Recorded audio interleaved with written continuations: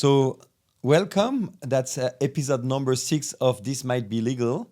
And again, I've invited my fellow friend and Yeah. co-worker, Celaine, to come. And today we're going to be speaking about. AI most of the time. So yeah, the main topic of today's podcast is going to be beyond the chatbot. Why 2026 is the year of specialized legal AI, and And why we're speaking about that today. you tell me. Because Laine, our legal tech company, is going live in a couple of days and Yeah. in Switzerland, which will then follow in the US. And that's what we wanted to talk about today. Yeah, exactly. So let's just jump right into it, shall we? And, Okay, so the new normal with AI. So we've seen a big shift, right, in terms of in between 2025 to 2026. AI nowadays is no longer an experiment that that people are experimenting about. There's a high percentage of legal professionals who are actually using AI on a daily basis. Although it can be so powerful, it can also be incorrect sometimes and provide incorrect information.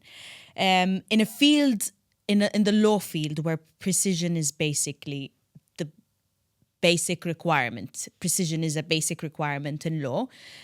How should people approach AI responsibly? well, you have two sides of the equation. You have the client and you have the lawyer, right? So be careful what you don't know about, right? And so the clients, they come and see lawyers because often they are not sophisticated enough into the legal world to be able to do them themselves. Otherwise, who would want to pay $500 per Of hour course, yeah. to get someone to actually type on a screen the contract, right? So having a tool like the chatbot, that the AI chatbot, the several one that are available on the market, seems to be an easy way to avoid having the bill. But you need to know what you ask. Otherwise, you're going to have a contract which look like a contract, smell like a contract, Yeah. hopefully don't taste like a contract, because you can sign something, but the problem is that when the dispute arises, then does it protect you? Is what you had correct? Is it enforceable in court?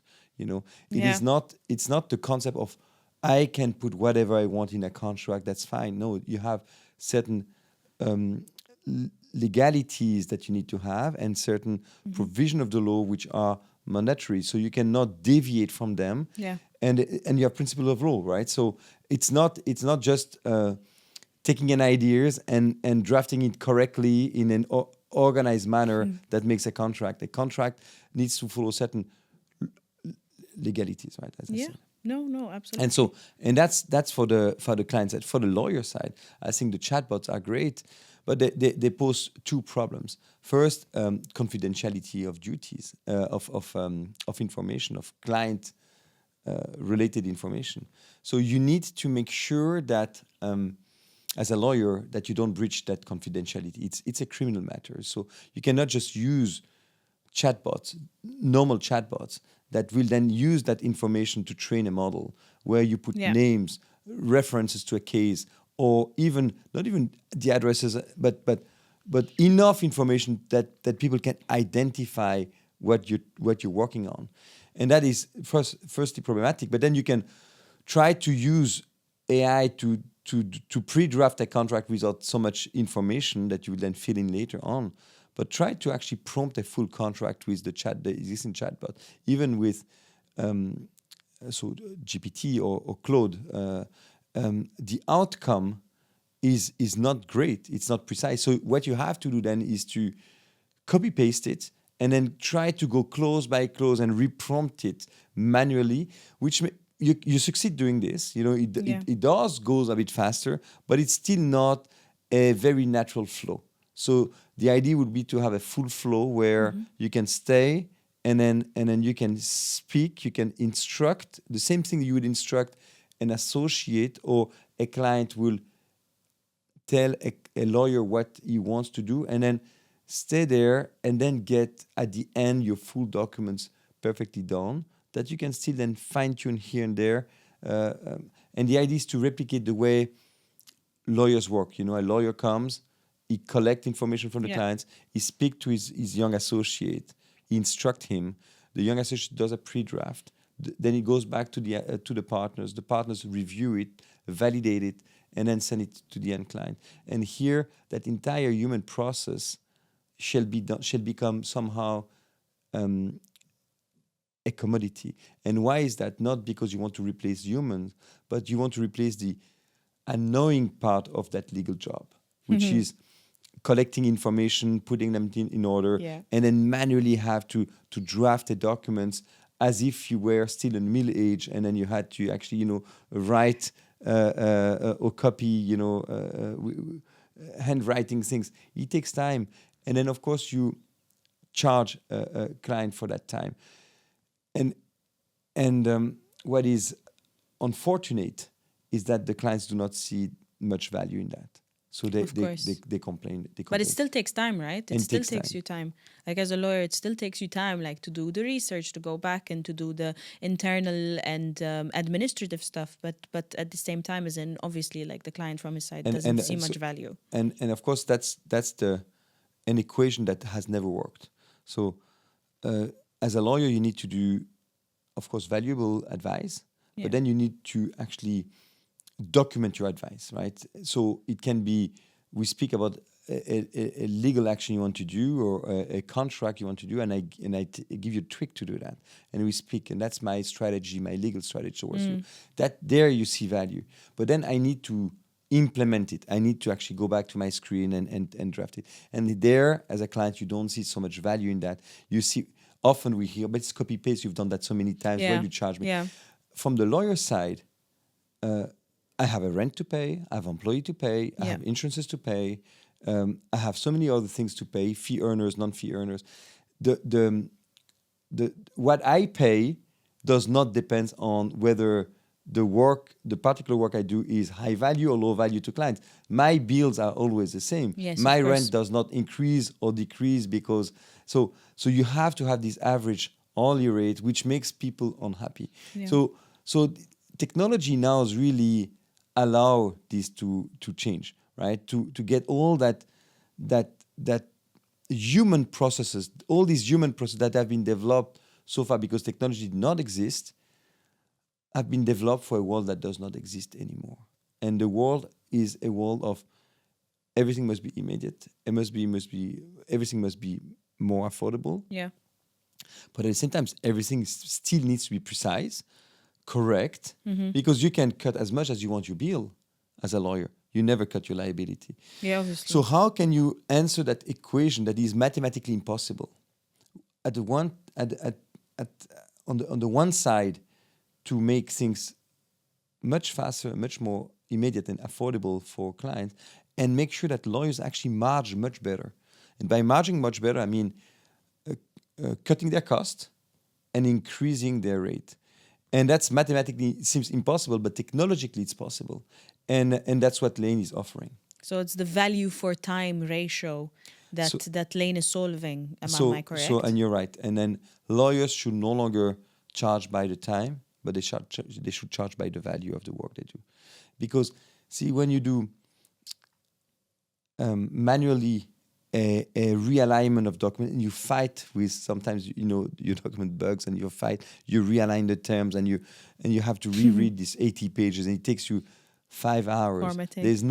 There's no value. But then you speak to a client and says, no, we need to change this because what you want to do, you're going to be protected. It will allow you not to go to court because it will be clear enough. And that takes you 10 minutes. Actually, the clients would be ready to pay more expensive that 10 minutes than for the 5 hours before of realignment of document. So and that's 25 years of having to deal with this problem. And I'm so happy that technology is now here to solve this. Charging for the value of your work, not for the time you spend. I totally agree with you on that one. Since we're speaking on the topic of Laine, I need to ask you a question. So we all know about Isaac Newton when he was sitting under the tree and the apple fell on his head, and that's how he discovered the gravity and all of that, right? So what was your moment when you're like, oh, what inspired you to actually create Laine? What was the aha moment where you're like, you know what I should do? I should create Laine. So what was that moment for you? Look, I think it has always been in my head to actually try to get processes faster to gain, because if you get your process faster, you march better. But of course, everything was very deterministic and manual before we had AI and fundamental models. Everything was very deterministic. You had to actually get, if you look at rocket lawyers, templated the template model or the legal Zoom, the bundle of documents that you fill in, but those are static contracts. And then there's one thing that is for sure in the legal industry: nothing is static, and every client's requests are different, right? So it was requiring a lot of human maintenance, right? Because everything changes, the law changes, so Yeah. you need to readapt everything.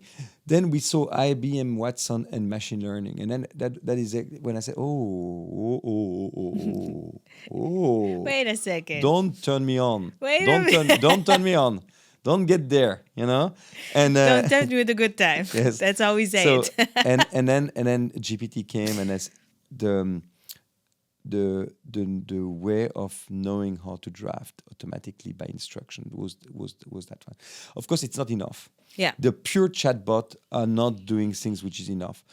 The next technology was the agentic and the multi-agent, where you can instruct small agents as if they are small associates, and they are not small People. associates, people that you instruct them to do certain things and certain tasks, as if you organize your factory, and then you can teach them how to react based on the methodology that lawyers have to draft, to review, and everything.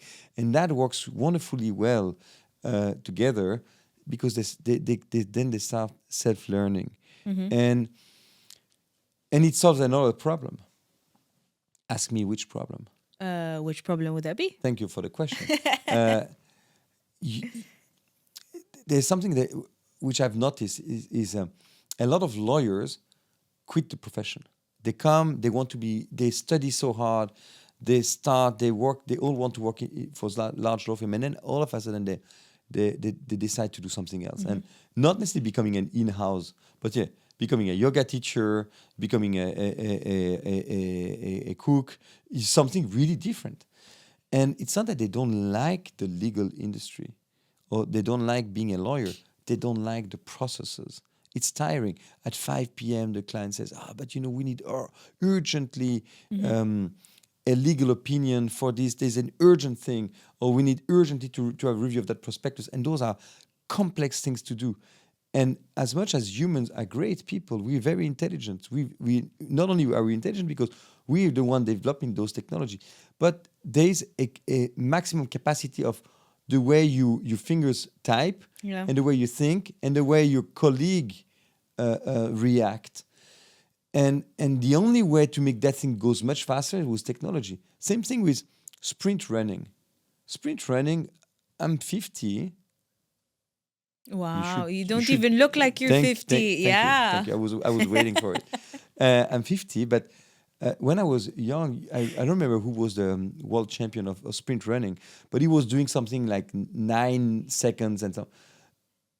After 40 years, 30 years, they have gained like a fraction of seconds. Yeah. And so that means that at some point, and it's not undermining humans, because humans are great right now. And I when I will retire, I will take out every technology and I will just stay with my books, with my fireplace, and with my garden and tomatoes and potatoes and stuff. That's what I want.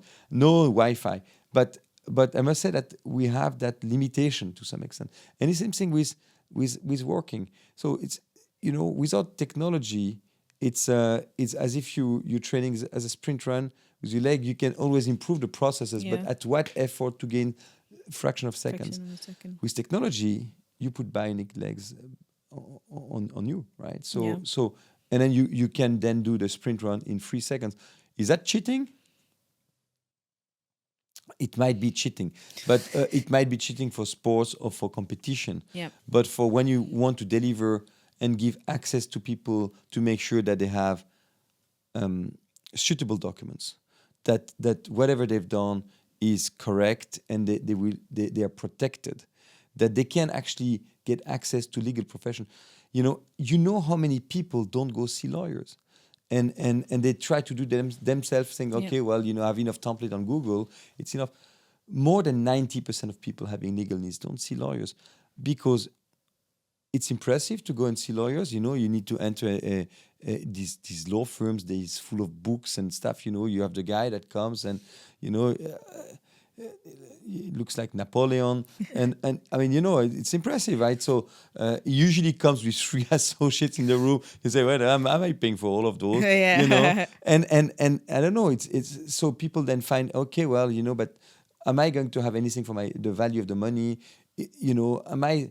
You don't only have like successful companies. Some people need sometimes legal advice, and they don't have so much financial needs, but they are in trouble, and so it's impressive. It's not immediate. The onboarding of client is not that you can get your legal advice in Yeah. the same day, and then it's costly. And so if you can give access to more people to the legal industry, but at the same time, it's not that you want to replace lawyers. You keep lawyers, and you allow lawyers to get rid of all these annoying human processes of doing things manually, and allow them just to focus on strategies and the legalities, what they've actually studied and why they study at the university. Then it's a win-win for everybody. So on that point, how would you say that AI is specifically helpful to lawyers, towards lawyers specifically? As a lawyer, how is AI helping me? You go much faster. You get rid of all the burdensome tasks of having to draft your own thought. Even though it's nice to draft your own thought, but Yeah. if you write a book, I mean, at the end of the day, you can get an immediate check. It places things correctly. You don't have to instruct someone else that is one of your associates to do that. Wait until he gets to his computers, Yeah. do it, resend it to you. Everything becomes immediate, and then you can focus on things that you really enjoy doing, which is, how can we improve this for the client? And you spend that time, and then you spend your value time towards clients, not your labor time. Yeah. I think for me, as in to add on to that, it would be as in two more things. First of all, it really helps how you do research. It really, really helps because it helps filter out your research instead of you having to go through each and every website and like go through in each and every book. It just really, really helps you flow through And research. that's where the right? chatbots are not enough, right? Yeah. The topic of the chatbot. So chatbots are based on fundamental models, and fundamental models are not trained model for the legal industry. That's why there was so many cases of lawyers who used a chatbot, Yeah. and then got hallucination or hallucinated sources, and they got fined for this. So What's hallucination? Can you explain so to someone who hallucination doesn't know? is fundamental models have not learned to say no. So whenever you say, find me a case that goes in my direction, they find you cases. If there is none, they will invent one. So you Oh. need to double check. So that's why agentic and multi-agent help you, because then you can have an AI that finds you, then you can have an AI that will verify the result of the first one, and so on, and you can structure your entire legal thought and researches in this way. That's what we do with Laine, and but then you can also the fundamental models or the chatbots do not allow you to go and pick up sources which are the traditional sources where people go in, right? So, for instance, Westlaw, LexisNexis, or Legalis in Switzerland, or whatever it is.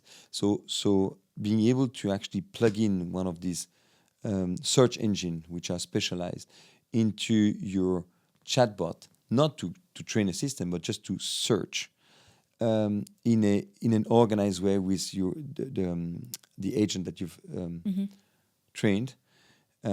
It would be a great thing. So we've tried with Legalis. They seem to be a bit reluctant because they're probably afraid. But the idea is really not to train a model. It's just really to have a search engine, and to go search into what they've into the database to be able to create documents later on. That's the only purpose of it. The same thing that a human will actually search, humanly search. Here is technology search. Yep. To extract the information, and then the human will then draft the documents, but then it will auto draft, and then you just review, and then your review tools are much faster, much quicker. So what happens of that? You can spend good family time.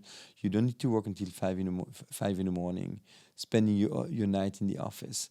You can deliver faster to clients, and then you still much better because you don't have to actually spend so much capex on in-house solution. Yeah. At least with Laine, we put the technology, the installation of the technology for free to clients. It's just really a plug-in. You buy credit only, and then you straight use it, and then you save a little bit on human instructions because then you just self-instruct a technology that never ever forgets your instruction. You know. I like human error, obviously. Yeah. So, question, I'm going to stray a little bit here. What does this mean for new lawyers? We understand what it means for people who have been lawyers, like yourself or myself, who had to kind of learn it the hard way. I also was born in the age of the technology and everything, so information was readily accessible for me specifically. But what does that mean for lawyers who are just starting now, who have access to this array of technology? What would you think? Like if you were starting today, do you think that they're gonna get a lot of benefit from AI, or do you think that they're just going to have a little bit of a setback in comparison with other lawyers who have had to learn it the right way, but now they've mastered it and now their life is much simpler with AI? There's a multiple angle to that.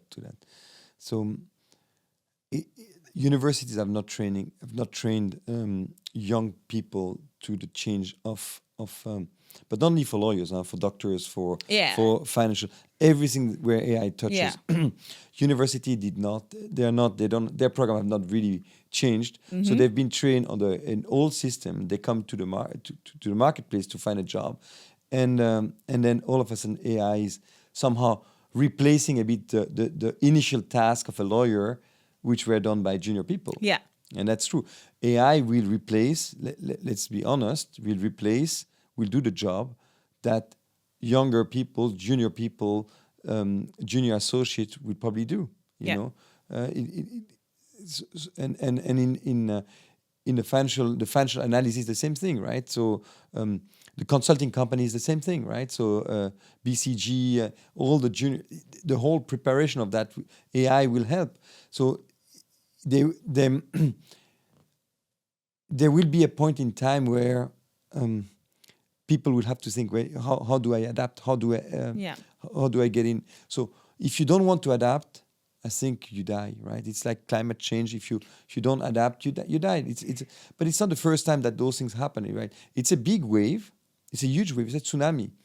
But it's not the first time there's a tsunami. There has been a lot. The internet bubble was already there, right? So for instance, you look at the trading desks. Before you would go and trade on stock exchange with small tickets, and you had the bean, and you put all of a sudden you have electronic exchanges coming in. People says, but what are the juniors doing? They had to find new jobs and readapt and rechange. So it's not the first time that this happened. They have to adjust. Now, I tell you from my perspective, because as you know, we just run a law firm as well. It's we do need to spend a lot of time to train junior people, and sometimes it might be frustrating. You receive the job, it's not well done. You have to re-instruct. They forget the instructions. Then they had a party, so the job is not, and you have to stay and sacrifice the whole thing. I think with technology now, they will be able to sit also and be guided the same thing as if they have a partner next to them all the time. And then so they are guided. So the work that you come and you will get as a partner will be also much closer to your expectation. Yeah. And so it's a way of teaching them how to not necessarily draft immediately, but prompt. When I was a junior associate, I was trained in Geneva in Switzerland, French speaking. So I spent my summers when I was a child in summer school in the US, but was my English good enough to draft in English, to draft contract in English? Was not. I was then sent to Zurich, and then I had to draft only legal documents in English. And how did I learn it? I was actually reading what other people were doing, and I didn't learn by I was able to speak, but the formulation, the way you phrase things, Yeah. by checking how my colleagues were doing, and then I learned it from there. And so younger will actually learn from technology showing them how to draft it, and by seeing how it's drafted, they will learn this way, rather than trying to do it themselves and sweating. Like, it's difficult, it's complex. So probably a bit less anxiety at the beginning, making the job a bit better. I think this is for sure going to happen. Are big law firms going to grow massively? I don't think that big law firms will grow massively. I don't think that the big four will grow massively. In terms of number of people, no. In terms of businesses, yes. Yeah. But you probably need less people to serve more people, more clients. That's what it is. And so will there be a waiting list where it will be a bit more complicated to get a job because technology will have replaced until Yeah. out of these 90% of the people that don't go see lawyers for all the good reasons I've mentioned to you, will maybe a percentage of those, a small, will start going and using the legal industry for their thing. Until that happens, there might be some times where it might be more difficult to find a job, but then you will get also a wave of new people using legal services because they are finally faster. They're finally a bit more affordable. They're finally less impressive when you go in, right? And also on that topic as well, what we're saying here is that we have seen a sort of divide in terms of the way that people react with lawyers, the interaction between the two. And we have seen some sort of divide that lawyers are for the wealthier people, the people who can afford more, right? So now what we're saying is that with the introduction of Laine, we're just making the legal industry accessible for anyone. You don't have to go to this big law firm where everything looks so serious, where everything looks so rigid and stiff kind of thing. And but what we're doing is like you're just opening the door. You're just making law accessible to everyone, but law which is actually precise. But let me ask you a question. So 15 years ago, how young are you? I'm 30 years old now. Okay. So 15 years ago, you are 15 years old. Yes, So, I was. But I imagine, where would a 30 years old associate that started making a bit of money would invest? Where would you invest in 15 years old? Where would you invest your money? 15 years ago? But imagine you would be 30 years ago, 15 years ago, you'd be yourself. At the time, I would say maybe real estate. So real estate, what Yeah. else? Real estate, stock exchange, and the Stock exchange. So how would you go market. to stock exchange? No, you're thinking about now, but 15 years ago, how Yeah, would you invest? I don't know how they Yeah, used to go so to. it was almost impossible. You had to go to a private banker or to a broker. You need to have an amount of money and stuff like that. What happened since then? Yeah. The crypto platform, Yeah. the trading platform online. People can now actually start buying stocks, investing. What has happened with the young generation towards, as opposed to 20 years ago? Young people invest more easily. You know, they don't have to go through a private bank where you need to have at least $500,000 to open a bank account. Before that, you're stuck with your money. You can go to your retail bank and invest into one of their product that they try to offer you, which makes 2%. Yeah. You know, or real estate. So now you can do real estate. You can do crypto. How many people in the office invested in crypto? Half of them. You know, in the good days, they were like, oh, making more money than the salary, until it fell. It's gonna make you me know, rich. and then you said, you said that they were starting to come at 9:15, 9:20 as the crypto was going up, and then when it went down, they would be back at 8:45, right? 6:30. It's like, here's the work, at some point. But at least they invest, Yeah. and also you can buy stocks now a bit more easily. You go to Swiss Quote, you can Yeah. open an account. It was not existing, so it brought a whole different type of people that would actually not have access to that. And of course, you could have said at the beginning, but this automated exchange will take my job, because normally I had to enter the trade manually, Yeah. and then that's what is changing in all this industry. Now it goes much faster because the technology that is out now really takes a big range and is very efficient if you code it well.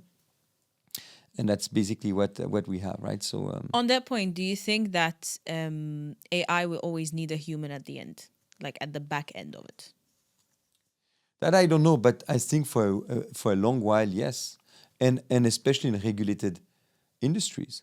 I mean, you cannot just do legal drafting and legal advice as an AI, as a chatbot. That's Exactly. illegal. You've seen the cases. There are some news about cases where New York ChatGPT is being Yeah. sued for legal advice. This is not possible. You cannot. There are other profession where you need to real estate. You need to go see a notary, for instance, and so you cannot just have a ChatGPT do a real estate contract, and you need to have a notarized Of act. course. So you need to have a human at the end. So probably surgery will probably also at some point will get regulated, where you do need to have a human that monitor the whole thing, because so do you need to have as many people to service you? No, but having a human validator at the end is necessity. Laine, that's what we have. We have these two business models, right? For instance, you have jurisdictions where the monopoly of lawyers covers only legal court representation. So you need a lawyer to go in front of a court. In Switzerland, legal drafting and legal advice is not part of the monopoly of lawyers. You go to France, to London, New York, California. The monopoly of lawyer cover legal drafting. In Malta, is one of them, Yeah. and legal advice. So that means that there's always a fine line between, am I drafting a contract or am I preparing a contract? Yeah. But preparing a contract will be an empty form where you fill in empty Blanks, spaces. yeah. And that is not what people want. People want to have tailor-made contract. They want to have what we call the freedom of contract, to match their wishes and make sure that it's legally valid and binding. So for those, you need a human lawyer for a final proofreading. That's what Laine, the business model of Laine, is including this. For markets where the regulation, the professional rules of lawyers require that legal drafting and legal opinions is a monopoly of lawyers, you cannot get your documents before you get a final proofreading of lawyers. But even with this, because you have the technology before, it will be much more affordable and much quicker than the current system. So these laws were doing two things. Either people were doing themselves straight, having documents that are not okay, or they would just go through the heavy system of law firm, and then they would get a big bill. They would need to wait, and they will get hopefully good documents. So why not combine this and make sure that most of the people go through a system, but then the final proofreading, because the system is producing a quality documents already, that goes to the end lawyer, to make sure that it benefits the end clients, and then you just have 1 or 2 hours of a lawyer just telling you, okay, that's fine, that's exactly what you wanted, and a final proof check. Yeah. And that's what it is. That's what Laine is about. And I feel like this is also where we are now, temporarily before Laine actually launches. But I find a lot of people who come to you, even if you just cross-check, like ask ChatGPT or any other chatbot, like anything, you're like, oh, you just have to cross-check it. Because I feel like even as human beings, like we need that little bit of a cross-check. Look, I got a message yesterday from a dear friend and a client who told me, can you use your firm for high-level checks? I said, yeah, of course you can do that. And then I realized that the gentleman is now using Claude legal plugin to do his contract. But then he's not sure of the legality. Yeah. Then he wants, so that means he comes back to the old system of doing himself on a legal plugin. Then he gets the documents, then he has to send it to a lawyer manually. And then the lawyer will have to actually review something that the lawyer has never seen. So it's not very efficient, right? The Laine's process is really, you do it on the portal of Laine, and then you connect, the portal of Laine connects to the client portal, connects to the lawyer portal, and the document goes through it, and you can get immediately a review with a specific design contract editor. Yeah. and that makes it much more efficient. So you're right. Even sophisticated people, then they want to have a final proofreading. A lot of them wants to have that. So the legal industry is big. It's $1 trillion per year. It's above $1 trillion per year of legal bills coming to client. That's the amount of what it is. The broad legal industry is $3 trillion more than $3 trillion. If you take in-house lawyers, all the side jobs linked to it, and that is probably 10% of what it could be. It's a huge industry. Yeah.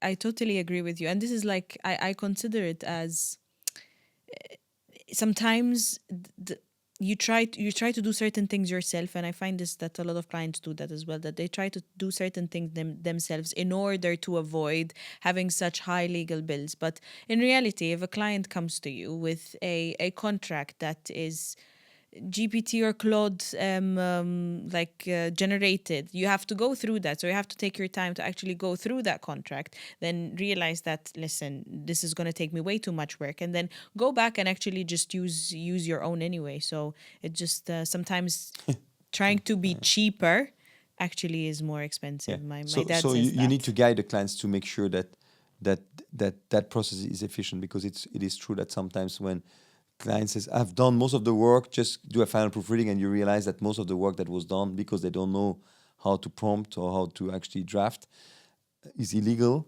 And then he says, but can I take my own template? It's gonna go faster. So it is true. But we have solved that. And then with Laine, it's just a meshing of all It's of a this all matching. together, and it's just one process. You just go there. It works beautifully. It should actually it's so much of a matching that it should almost be a dating app. We're not there yet, but not there maybe yet, but we'll I think think- about it.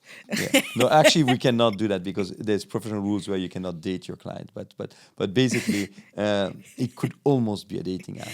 Okay. Maybe the future project Yes, then. yeah. So, who do you think benefits the most from a platform like Laine? Businesses, individuals, lawyers? Who is it? I think both sides. Who's winning? First, people that already go see lawyers, they know the process. They will benefit from it. It will be much quicker. They can do it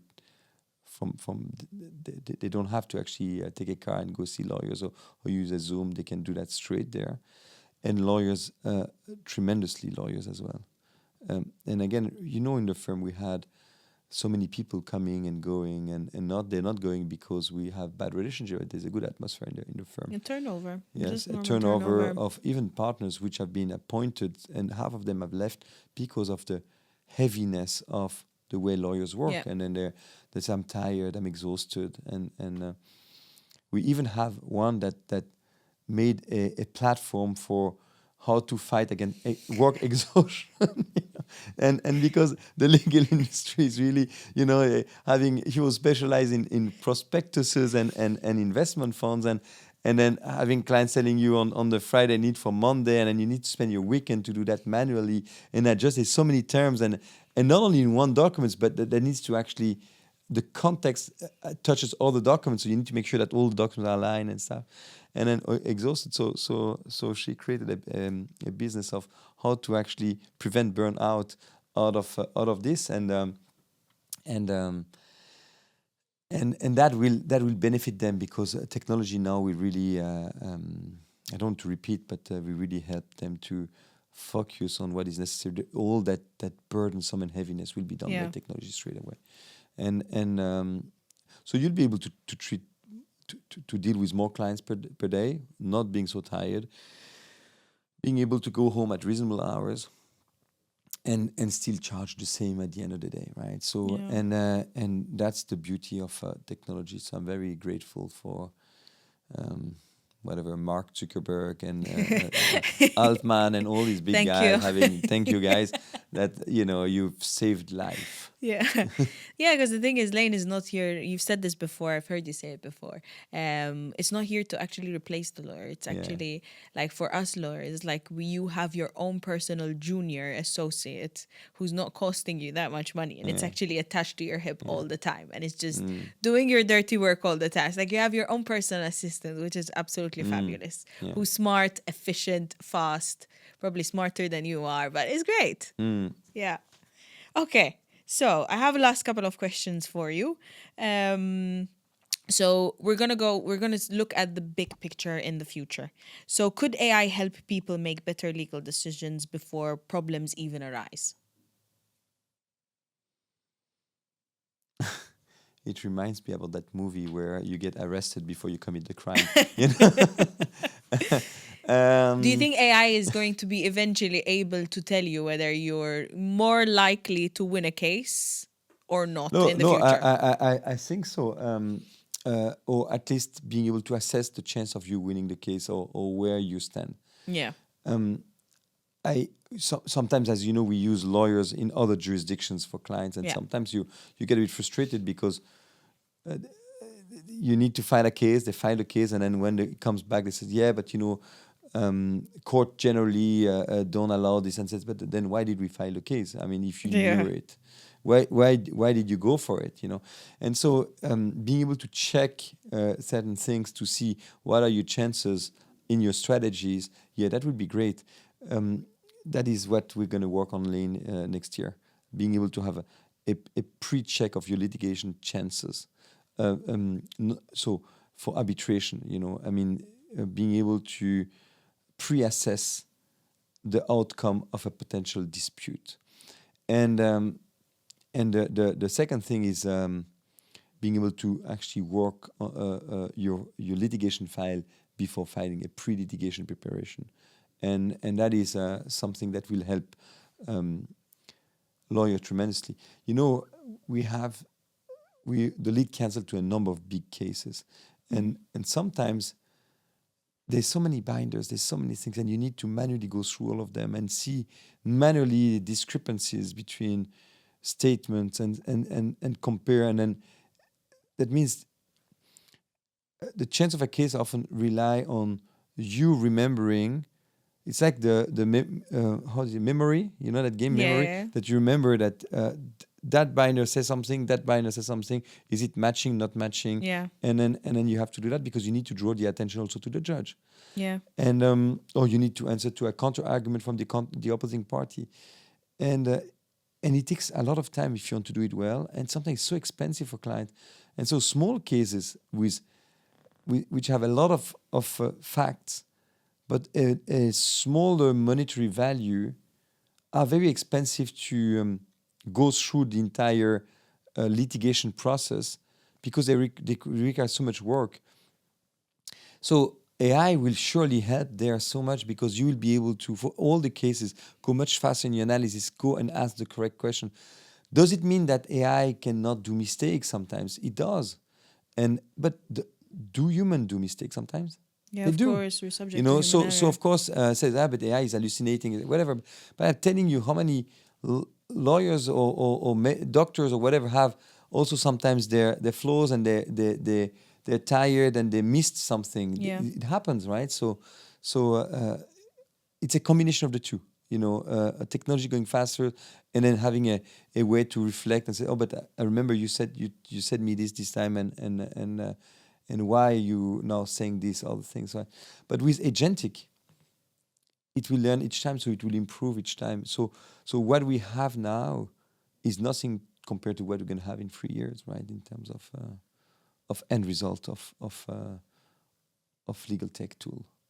Speaking of the future, what excites you most about the future of technology? Is there anything that you're like, oh, I would really be excited to see this or to see that, or maybe I think this is going to happen?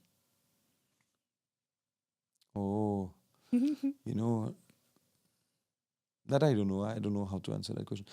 I know that I Do you think we've reached peak? We no. I have think I peaked think when it's it it's comes a to it's a very technology? interesting intellectual work that we're doing by building Laine. I know also that when I will retire, I don't want any technology anymore. I want to go back to basics. I want to go back to Yeah. breathing fresh air, Yeah. drinking good water, being in a garden, Yeah. letting tomatoes grow, and seeing that every day. And I don't want any technology in this. So it's I don't know how do you put that equation together? No, I get what you mean. I guess yeah. it's like being torn between the two, between being excited, seeing technology, because we've come so far. This literally started from like one computer, which used to take ages to like switch on and switch off, and To switch on robustness. the internet with Yeah, the sound. the sounds. Honestly, I still don't understand why they were necessary. I don't think it was necessary at all. I think it was the person who created it was like, let's have some fun. But Yeah, let's look like futuristic. yeah, so I think we've come so far, and we've gone so far as human beings. But at the same time, it's like we also need to go back to basics. Yeah. We need to go outside and touch the grass a little bit more. Yeah. So my last question to you is, if someone is listening today and could only remember one thing about AI and law, what should it be? It's gonna make the profession great again. It's gonna eliminate the burnout and like No, yeah. it's really a big push to make the profession great again, and interesting again for a lot of people.